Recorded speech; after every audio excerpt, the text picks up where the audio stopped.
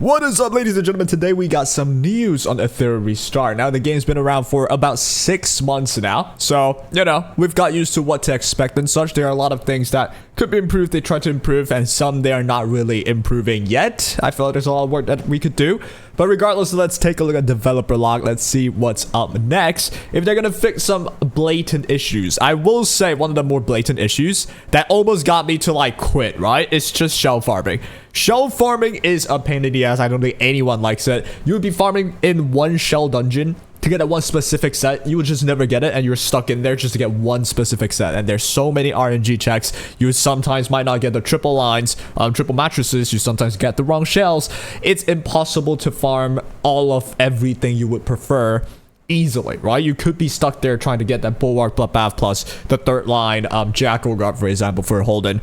And yeah, I've been trying to farm that too, never got that. Let's see if they do anything about it. I think that's a very common complaint, but yeah, let's just see. New gameplay and new Animus preview, new Animus as well. Let's say if you looked at leaks and whatnot, we have seen a really cool husbando before, but don't know if that's going to get released yet. Let's just see. Dear hyperlinkers, first, let me zoom in actually.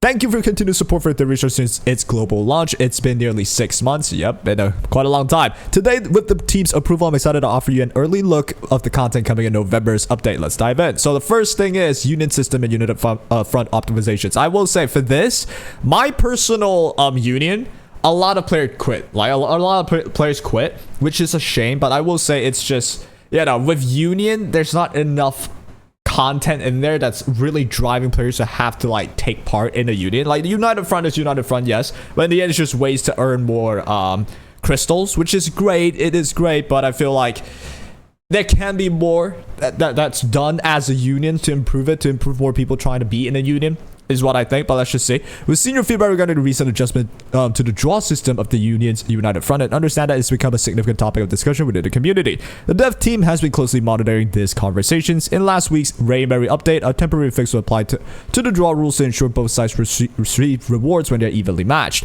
We'll continue to fine-tune the United Front regulations to make them fairer and more enjoyable. Thank you for continued attention, understanding, and constructive suggestions. Beyond the unit system, we're also working on broader game optimizations. When the RTA season S1 season launch, our focus was divided between multiple regional rollouts. Now that operations have stabilized, we're able to respond to feedback more quickly, focus on improving existing content. Please keep reporting any issues or suggestions you encounter. They're genuinely valued. Okay, so they're saying, first of all, there's this draw issue. Now, the draw system issue, I feel like I haven't really seen that, but I do feel like with United Front, it's usually like I get matched with a union that's just ghost town. No one's really like playing. Same with my own unit that's like, half just dead, right, essentially. So maybe they are gonna do something about that, but regardless of it, I feel like it's more about like top tier unions and their draw system. Not exactly sure what that is, but I've seen switch unions. We're gonna see what it's like. I feel like Union Front hasn't been that big of a deal for me, right? I feel like it's just something that I just go in and do. But yeah, I would prefer more things with Union. They mentioned as well, now that operations are stabilized, they'll increase the enjoyability of existing stuff. Let's hope there's something more about unions, right? So that's first point. Second point, this is the big one. Shell Forge Shell Lab. I've been waiting for this since the olden days. Many hyperlinkers have mentioned that shells are currently obtained only through stages. Yes, and finding that one that fits your need can be challenging. It's impossible. It's not challenging, it's impossible. We're taking this feedback seriously, prioritize it for development. Our team is introducing a new shell crafting feature, Shell Lab, that allows you to forge shells tailored to your matrix requirements. The event will function similarly to Module Forge and aims to help players acquire a shell they've been wanting and strengthen their Animus lineup with. Shell Lab is under active development and is planned to launch as a limited time event after the next. Please stay tuned to our community channels for the official start date.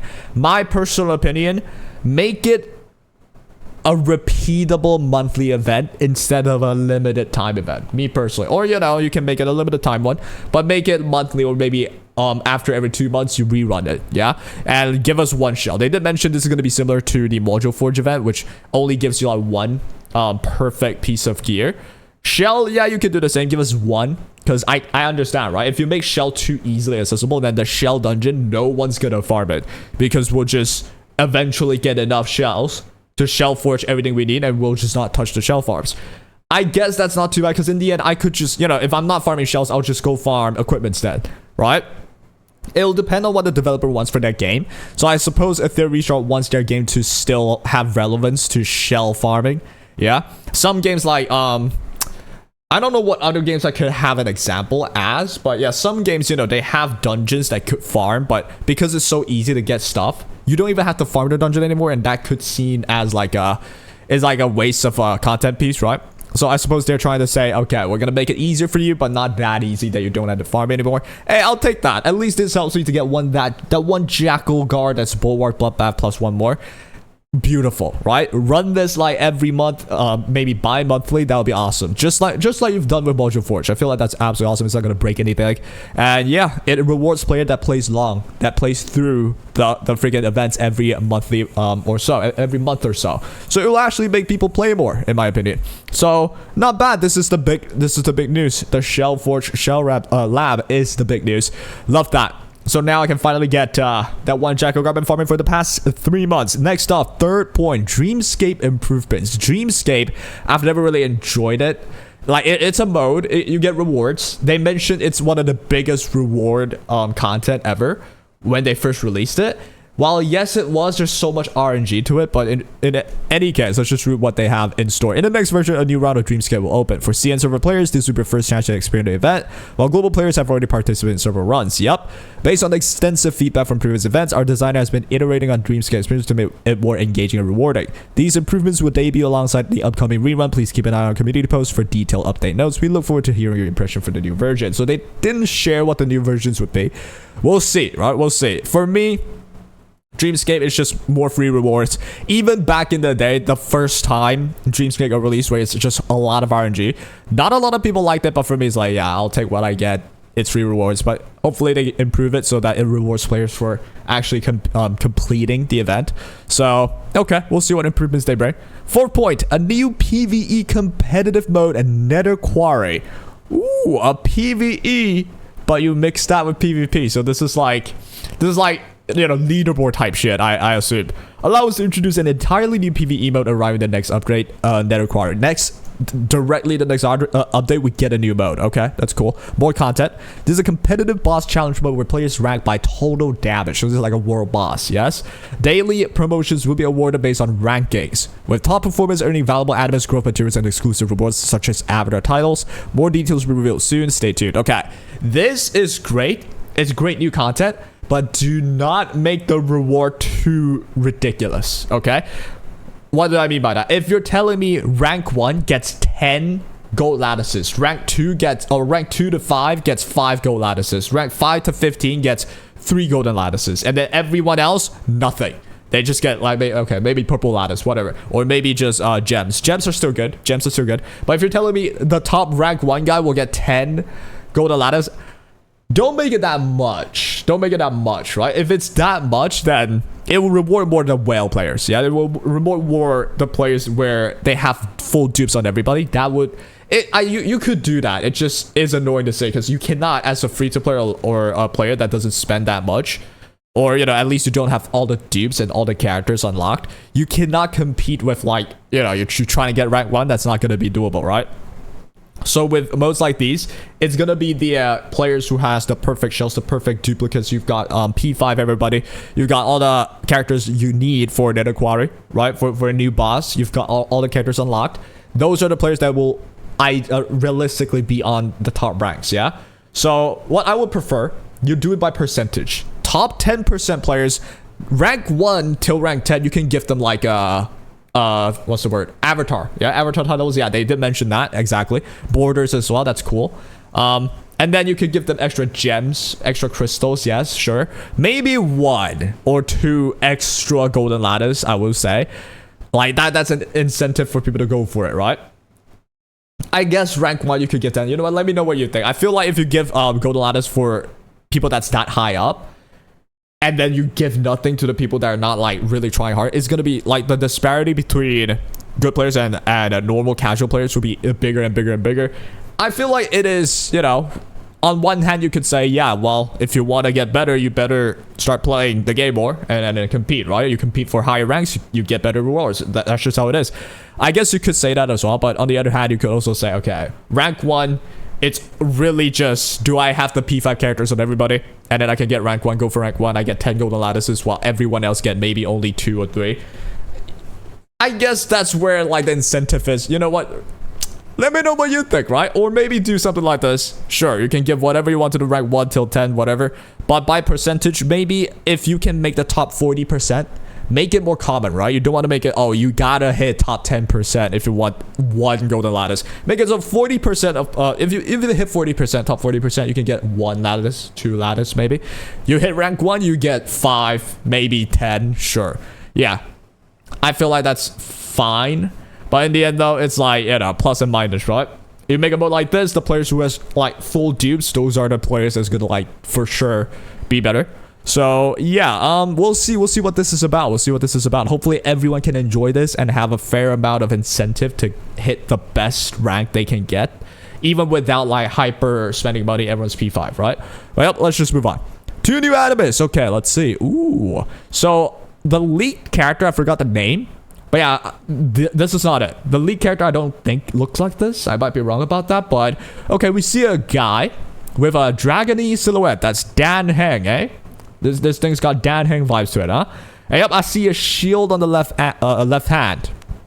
So probably like a bruiser protector, maybe. Yeah, or maybe a shielder. I think we've not seen enough shielders in the game, yes. But who knows? We'll see what the meta brings, yeah. It kind of reminds me of, like, you know, defense scaler again. Maybe it's another defense scaler with a shield, but who knows? Maybe he could just be a Messiah version 2.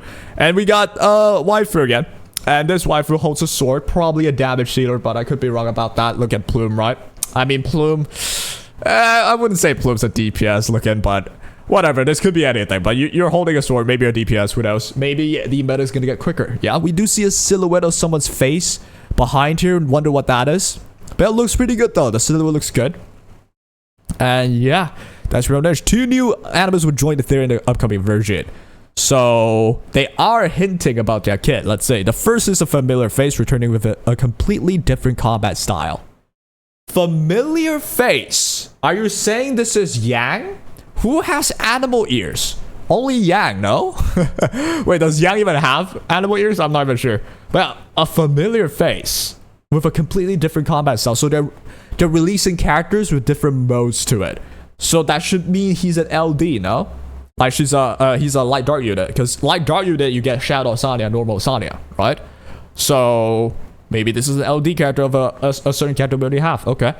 This time he takes on the role. Yep, so it is him. So he's mentioning this guy. This guy with animal ears. He takes on the role of support type animus with exceptional survivability and crowd control capabilities. CC again. CC again to get yourself built up. Get your freaking Mizuzumi Ayas built up. But yep, supportive type animus.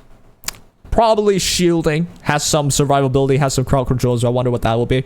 But yeah, crowd control. I hate crowd control. Okay, I just straight up hate it. But we'll see. We'll see. I feel like there's at least enough ways to do it crowd control right now that they're not too broken. Do not ruin everything. And if someone like comes up and say, yo, I can convert immunity to CC, yeah, that's when CC just becomes insanely OP. Yeah. So let's see what this guy does. But it is a familiar face. I wonder who this will be. So, second one is an offensive animus with strong control abilities. Everyone is controlling, huh? So I think the meta is gonna see a little bit of a switch. We're gonna go back to a CC meta, where Obo and Kazuya plus Lily was just dominating, right? Now it's gonna be these two, in my opinion at least. But I will say at least now that there's more cleansers, the game developers, they know we need more cleansers. They got Sylph, they got Aya, at least is doable. They got Reaper Steps being released as a shell. It's doable, right? You don't just get control and die. We'll share full details and previews next week, so please look forward to it. Okay, thank you for reading. The update shared today represents just a portion of what's coming in the next version, so there's more. Beyond this, we're already preparing for the SS2, the Season 2 of RTA, which we can't wait to share more about soon. For now, enjoy the final month of Season 1. As always, thank you for being part of the restart. Hey, not bad. Not bad. Is it perfect? Of course not, right? There's still like general issues. Like if you look at their Twitter, a lot of people complain for sure, right? And not everyone is absolutely happy about everything, but hey, they're trying. They're trying. At least, you know, you're gonna release like a patch. I've played a lot of different gacha games. A lot of them have dead patches. Okay, where the patch just says, okay, new character, rerun event, or like a new event that isn't too creative. Boom, that's it. See you later. But this one, hey, Shell Force, Shell Lab, this is a really big improvement. Unit system is a big improvement. Dreamscape is getting improvements as well. PvE new content mode, that's great. New anime sneak peek, and there's more. This is not bad. Let me know what you think though. I think the big news is definitely the Shell Lab, and yeah, we'll be covering all of that as well. So do subscribe, all that. Use my link down in the game if you're interested, all that. And yeah, I'll see you next time. Take care.